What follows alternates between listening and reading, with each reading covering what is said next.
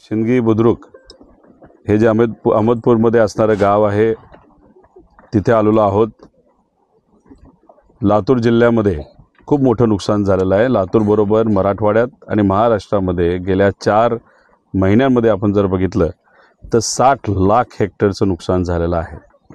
60 लाख हेक्टरचं नुकसान म्हणजे साधं छोटं पीक आपण जर घेतलं तर शेतकऱ्याचं आज या महाराष्ट्रामध्ये 4 महिन्यामध्ये 50,000 कोटी रुपयाचं नुकसान झालेलं आहे। आता आम्ही लोकात जातो। आता इथं विनायकराव पाटील भाऊ आहे, शेटे भाऊ आहेत, सोमेश्वर राव आहेत, आमचे सगळे पदाधिकारी इथं आहेत। आम्ही आज शेतकऱ्याला आलेलो आहोत। माझ्याबरोबर एक सोयाबीनचे शेतकरी आहेत। शेतकऱ्याचं नुकसान कसं झालं आपण समजून घ्या। आता आम्ही जिथं उभा आहोत ही त्यांची शेती आहे। या शेतीमध्ये दगड येऊन बसलेली आहेत।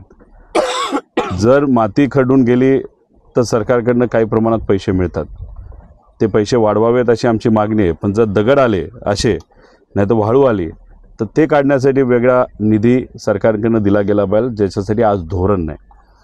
आता हे आमचे शेतकरी यांनी सोयाबीनचा विमा भरलेला आहे, 2 हेक्टरसाठी भरलेला आहे। 4-4.5 हजार रुपये त्यांनी विम्याला प्रीमियम भरलेला आहे। आता अधिवेशनामध्ये आम्ही काय बोलत होतो की जे 5 ट्रिगर आहेत त्यातले 4 ट्रिगर हे सरकारने काढलेले आहेत।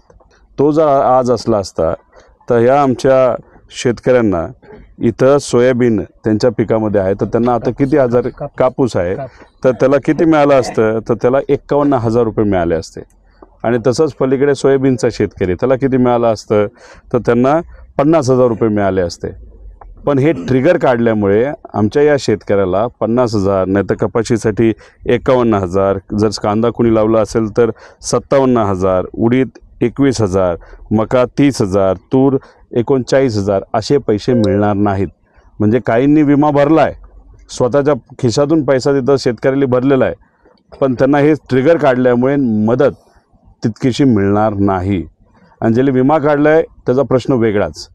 मग आम्हाला सरकारला मागणी आहे की आज जर विमा कंपनीला हे 4 ट्रिगर अतिरिक्त असते जे पूर्वी होते आणि जे तुम्ही आत्ता फक्त सरकारचा पैसा वाचावा म्हणून तुम्ही ते काढलेले आहेत, तर जी मदत त्या शेतकऱ्याला झाली असती ती पूर्णपणे मदत शेतकऱ्याला आज या महाराष्ट्रामध्ये द्यायची जरूरत आहे। आणि हीच ती मागणी, म्हणून आम्ही मागणी करत आहोत 50,000 रुपये पर हेक्टर सरसकट शेतकऱ्याला मदत तिथं गेली पाहिजे। ओला दुष्काळ जाहीर झाला पाहिजे, कारण अनेक विद्यार्थी आहेत फिया भरता येणार नाहीत, शाळेत जाता येणार नाहीत, कॉलेजमध्ये सुद्धा मधून त्यांना शिक्षण सोडावं लागेल। त्यामुळे त्यासाठी सुद्धा सरकारकडनं मदत होणं महत्त्वाचं आहे। कर्जमाफी खऱ्या अर्थाने हीच ती वेळ आहे, आत्ताच ती झाली पाहिजे। ती आज नाही झाली तर आत्महत्या दुर्दैवाने शेतकऱ्याच्या वाढू शकतात। म्हणून आमची ती विनंती आहे सरकारला की आज लगेचच्या लगेच तिथे कर्जमाफी झाली पाहिजे। त्याच्याचबरोबर शेतकऱ्याचा जसा विचार हा करावाच लागेल तसं मजुराचा सुद्धा विचार केला गेला पाहिजे। गेले 1.5-2 महिने त्यांना शेतामध्ये जाता आलं नाही। आता सुगीचे दिवस होते, कुठेतरी 4 पैसे त्यांच्या हातामध्ये शेतकऱ्यांच्या माध्यमातून मिळणार होते। शेतकऱ्याच्या हातातच पीक राहिलं नाही तर मजुराच्या हातामध्ये काम कसं राहणार। त्या मजूरसुद्धा आज अडचणीत आलेला आहे। त्या दृष्टिकोनातून सरकारने या सर्व लोकांना मदत करणं अतिशय महत्त्वाचं आहे, ही आमची विनंती आहे। 10-12 तारखेपर्यंत योग्य असा मोबदला आमच्या शेतकऱ्याला तुम्ही जाहीर करा, ओला दुष्काळ जाहीर करा, कर्जमाफी जाहीर करा, मजुरासाठी तुम्ही योजना तिथं जाहीर करा। याच्या व्यतिरिक्त अनेक इतर विषय आहेत जे आता आम्ही फिरताना जाणवतोय। या सगळ्या विषयामध्ये खऱ्या अर्थाने लक्ष सरकारने द्यावं अशी विनंती त्यांना करतो। आणि जर 10-12 तारखेपर्यंत त्यांना या बाबतीत काहीच करता आलं नाही तर कुणीच त्यांना माफ करणार नाही, ही आजची तिथं परिस्थिती आहे। या आमच्या बळीराजाच्या पाठीमागे हे युवा अनेक शेतकरी आज आहेत जे कष्ट करून खर्च करून शेत तिथं करत असतात, शेती करत असतात, शेतामध्ये नवीन प्रयोग करत असतात। पण अशा पद्धतीने आपत्ती आल्यानंतर यांच्या पाठीमागे कोण? सरकारच उभं राहिलं पाहिजे ना। म्हणून सरकारकडनं ही अपेक्षा आहे।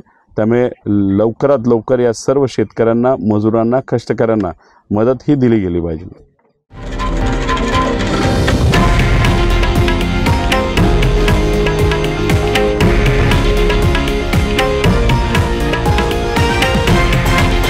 हे आहे देशातील नंबर 1 न्यूज नेटवर्क आणि आपण पाहत आहात TV9 मराठी, एकमेव।